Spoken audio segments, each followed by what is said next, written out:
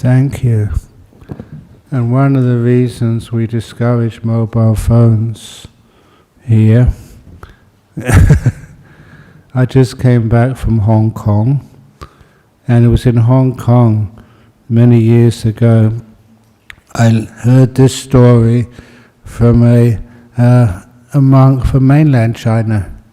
He was also helping out on a Zen retreat in China.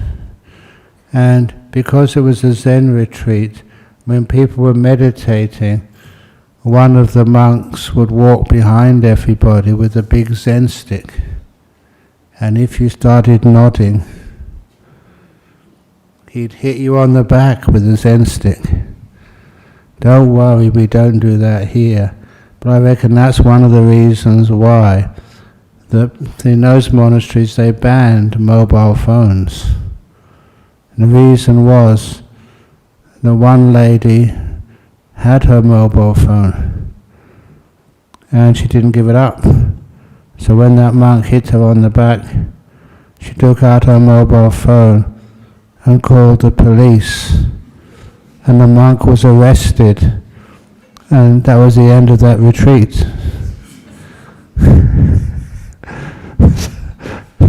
So that's why we don't allow mobile phones to be on during our retreats or during the talks. And the other thing we don't allow, I think this must be more like a Middle East tradition, but I know that when people weren't happy with a visit of a president they didn't like, they would like to throw shoes. So if ever I tell a very, very bad joke, at least I know I'm safe. You haven't got any shoes to throw at me. I reckon that's why we don't allow shoes in Buddhist temples, especially when Ajahn Brahm is giving a talk. Okay, it's okay to laugh. Laughter is not banned, it's not against any precept. Sometimes I look at you and sometimes you've got such serious faces. But I promise after the talk, those serious faces will turn up. Okay, so anyway, let's start the talk about guided meditation to begin with. And just about after 10 or 15 minutes, I will just be quiet myself and just let the momentum of the meditation take you deeper. And one of the most important things in meditation, this is not kind of anything should be tiring you. For those who know your Buddhism, there's the two extremes we have to avoid, and one of those is Atta Kilamata Anuyoga. Kilamata means which tires yourself. And that whole idea of exhausting your energies, that's got nothing to do with Buddhism or with meditation. The meditation, after you've meditated, you shouldn't feel exhausted or tired, but feel refreshed.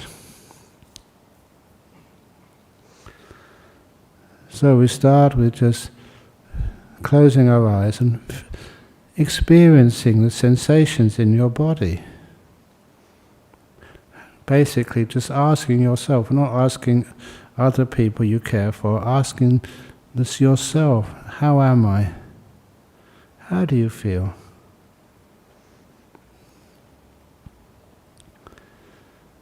And in meditation we never think of curing ourselves, instead we're caring for ourselves. Any aches or pains or tightness, tension, the best remedy for that is just care. And we even start that when we're doing this sweeping meditation through our body. You'll discover this for yourself. You may have an ache, a pain, even a sickness or even a cancer. And as you pass your attention through your body, you'll discover that if it really is caring, everything relaxes. You don't tighten up around the injury or the problem. You relax. And that relaxing is the result of caring. That relaxing allows the body to heal. So this is one of the reasons why that if you meditate properly, all the sort of tensions and tirednesses in the body tend to vanish. And you can kind of sit for hours. So, but first of all, with your eyes closed, how are your feet? You ask them, they're part of the body which sometimes gets neglected. We feel that the feet are not so important. Have you ever heard of anybody having a foot attack? Heart attack, yeah. But nevertheless, it's good to start your meditation with a part of your body you don't feel needs attention, but actually does. It builds up the awareness and the kindness. So when I ask my feet, how are you? They kind of respond. I've made a connection with them over many years. I know if my feet are at ease, and actually right now they're not. So I'm going to just adjust my posture slightly. It's really good to do that adjustment at the beginning. It doesn't disturb you. And it's something which is building up some of the main skills of meditation. To be aware and to be kind. You also know what kindness is by its result of relaxation. And once you've relaxed your feet,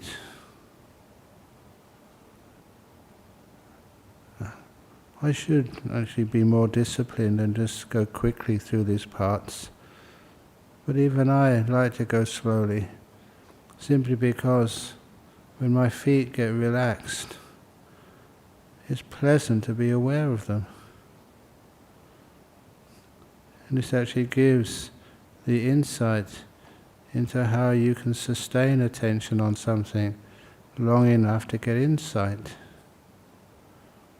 It comes when you're looking at things so long, clearly, not forcing it, and then you can see things you've never seen before.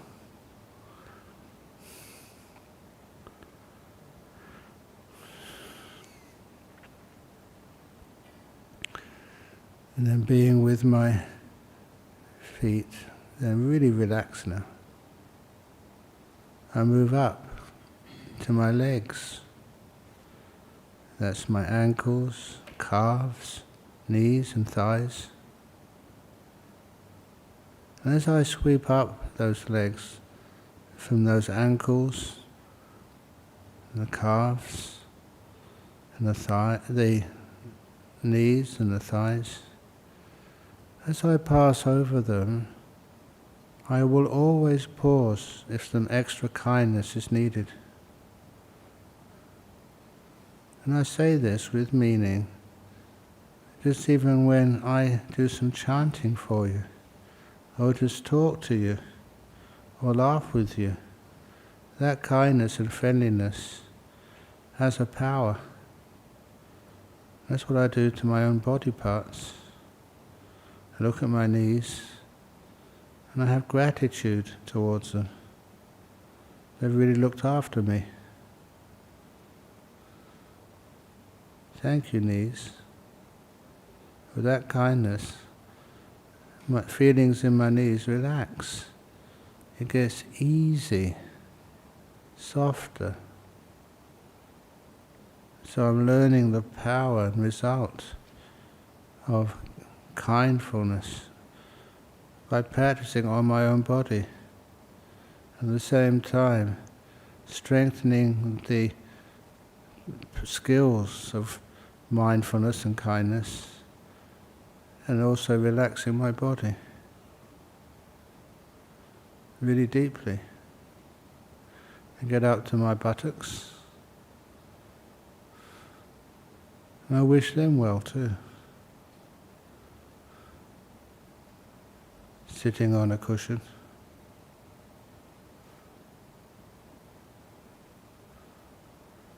And as long as that pressure in my butt is kind of balanced, I know that's the most comfortable I can get.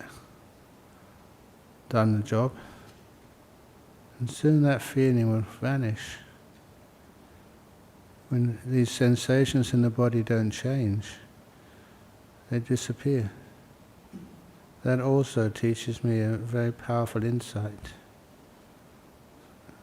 of how change is important. And then I go up my back. It's really up to you, but I always find like stretching my back at this point relaxes it. Stretch it and then let it be. Then I go to my bottom of the torso, inside. And do like a scan, like an upward sweep of my body. I can feel the lower digestive tract at the moment. I'm happy, healthy, just checking out everything. And I scan my attention upwards. If I come across any tightness or pain, I can pick it up quickly. And then I know by trial and error how to be kind to it and relax it. And I found that so therapeutic. You can relax anything. And I teach this at cancer groups. If anybody feels anything which is kind of out of the ordinary somewhere, you probably know yourself if there's something amiss, something in your body which is not working properly, and just giving it kindness can really, really, really help.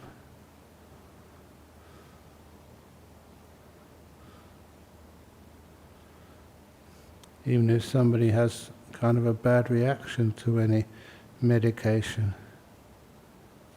before you put it in your mouth, just look at it, and this medication is trying to help you. Give it kindness. Give this extra boost of loving kindness. Thank you, medication, for your effort to heal me.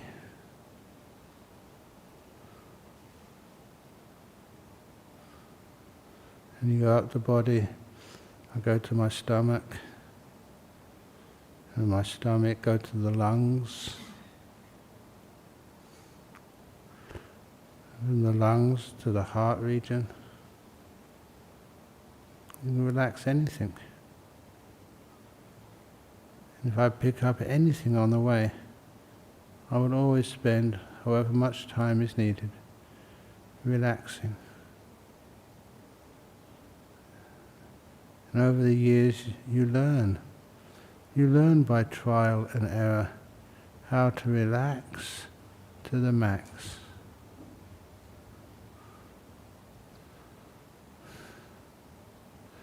And then you go to my shoulders, and I just learn how to not hold anything tight. I'm not playing a game. I'm not just sitting like this to impress somebody else. I'm finding out what's most comfortable for my body. My body is the boss now. And its task is to be at ease. Allow that feeling of kindfulness Again, flow down my arms. Flows down the arms to the tips of my fingers.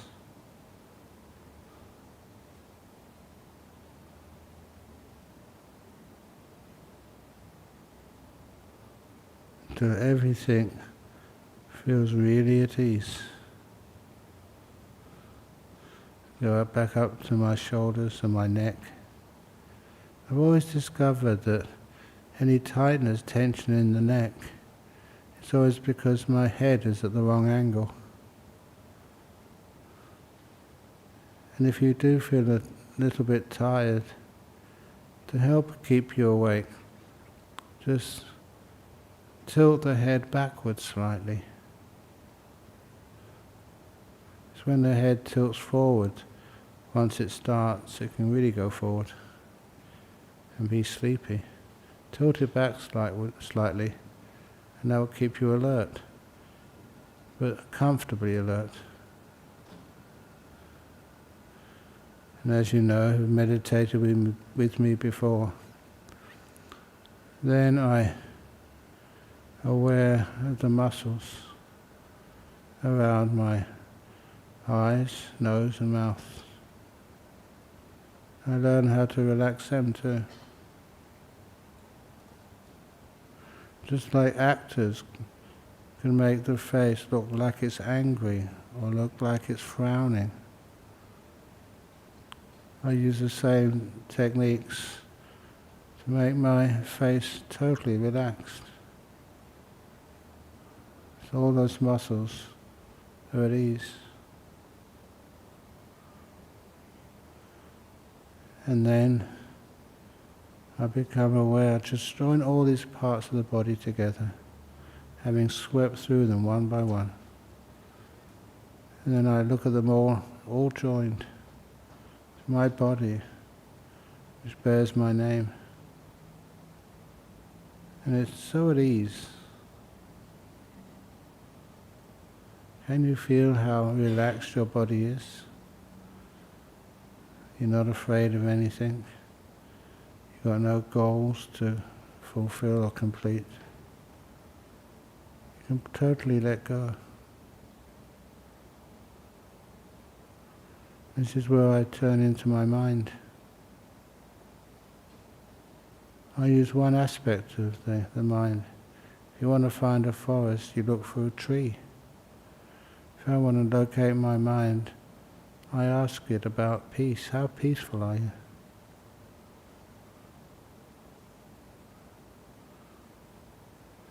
And I know what increases that feeling of peace. The first is just being now.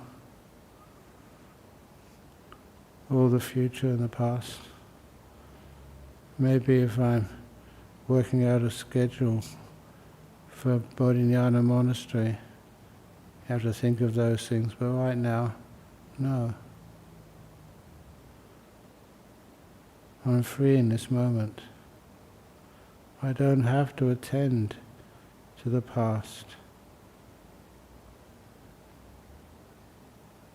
Well, I always know that you learn much more from the present than you ever learn from the past.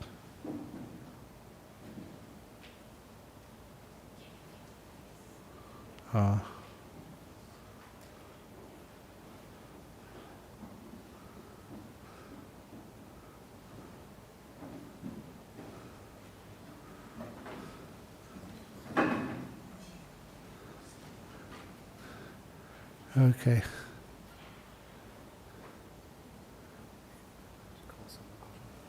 Yes, there are usually quite a few doctors or medics here. Okay, good.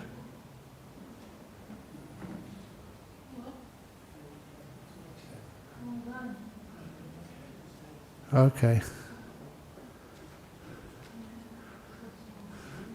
Okay, please not too many people. If you are a professional medic or doctor, please come. It's okay? I'm a doctor, great. So one doctor's enough.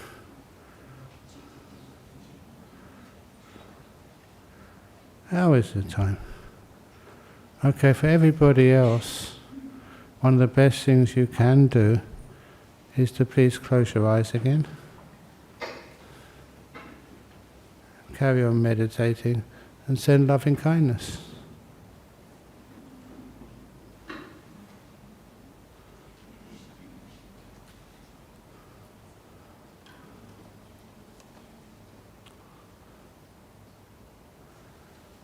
A lot of time, panic is one of the worst responses.